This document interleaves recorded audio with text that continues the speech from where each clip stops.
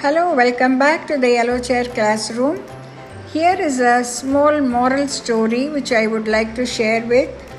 And this charming tale has a message for readers of all ages of special importance to our endangered world. The author, Ulrich Schaffer, is well known for his perceptive and sensitively written adult books. This is his first children's story. A young girl convinces her fellow townspeople to conserve the natural resources of their beautiful valley. Come on, let's go to the story. This is Zilya. She lives in a beautiful valley. There are green meadows in the valley and tall trees. There are flowers and butterflies, and a river as blue as the sky. All around the valley are high mountains. There is snow on the mountains all the year round. When God made the world, Zilya thought he must have wanted to make the valley especially beautiful. Zilya likes to build little boats and float them down the river. She loves her beautiful valley very much. One day, when she was watching her boats, she saw some people by the river. They were throwing all their empty bottles and cans into the water. Then they got into the car and started off in a rush. The wheels spun, crushing and chewing up the grass. Poor, poor grass, said Zilya, stroking it gently. She was very sad to see the meadow grass hurt. A few days later, more people came. They carved their names into the bark of a silver birch. They laughed as they cut the tree and did not hear the silver birch scream. But Zilya heard. "Little birch, don't cry, she said when the people had gone. Your bark will heal." As soon as the birch heard Zilya's voice, it stopped shivering and began to feel better. Next day, Zilya saw a family having a picnic in the woods near her house. The children had slings. They shot at the trees, at the flowers, at the insects. A big blue-black raven flew over their heads. They shot at that and killed it. The raven dropped to the ground. The children just laughed and went on playing. Zilya couldn't believe her eyes. How could they? Something had to be done. She went to the mayor of the village. "People are spoiling our grass, hurting our trees and killing our creatures," she said. But the mayor wasn't listening. "Go away, little girl," he said. "Can't you see I'm busy?" The months went by and many things happened in the valley to make Zilya sad. If this goes on, our beautiful valley will be spoiled, she said to herself. And that was when she thought of her secret plan. She called her friends to the place where the river and the forest and the meadow all meet. The animals gathered around. The blades of grass bent forward. No one wanted to miss a word that Zilya said. Even the birds stopped chirping, and the rabbits pricked up their ears. Zilya told them her plan. Next morning, the people in the village got up and looked out of the windows as usual. Strange! How quiet it was. They couldn't hear any birds. Where have all the birds gone? What's happening? Zilya knew what was happening. She had planned it, but she didn't say a word. The day after that, all the animals were gone. No squirrels were gathering food. No rabbits stopped across the meadows. There were no moles, no mice, no foxes, no badgers anywhere. On the third day, all the insects had disappeared. No buzzing flies, no bugs, no beetles, no bees, no wasps. No grasshoppers whirred in the meadow. No butterflies fluttered from flower to flower. No ants scurried to and fro. And in the evening, no moths gathered around the lights. On the fourth day, there was an even bigger surprise. When the people in the village looked out of their windows, there were no trees.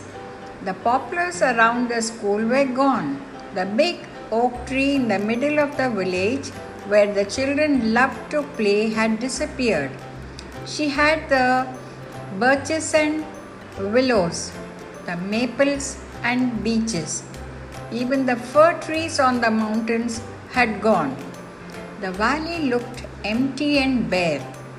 That evening, there was a meeting in the village.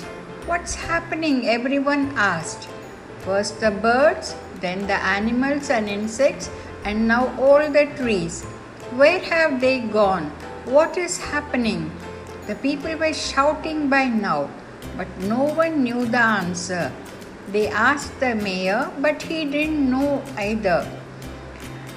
Zilya was there, but when she tried to speak up, the grown-ups said, "What are you doing here? This isn't a meeting for children." And they sent her home. On the fifth day, the grass was gone. One of the people who got up early saw the last blades of grass disappearing. Only the bare earth remained brown and black. The cows walked around in surprise. There was nothing for them to eat. Another meeting was called. Once again, Zilya went. This time, she stepped right up to the mayor. "Mr. Mayor, I know what we must do." But again, he refused to listen. "You here again?" he said, and rudely pushed her away. "If you don't listen," Zilya called to him, "something worse will happen tomorrow." Then she put her hands behind her back and walked away. She didn't even turn around. Next day, it was true. Something worse had happened. The river was empty. There was no water for the cows or the people to drink. Everyone could see the ugly, rusty tins and rubbish sticking out of the mud at the bottom of the river. At midday, the sun was hot and the river began to smell. It seemed as if the whole valley was dying. Now the valley was really dead. Everything was drab and grey. Sadly, the people thought about their beautiful valley.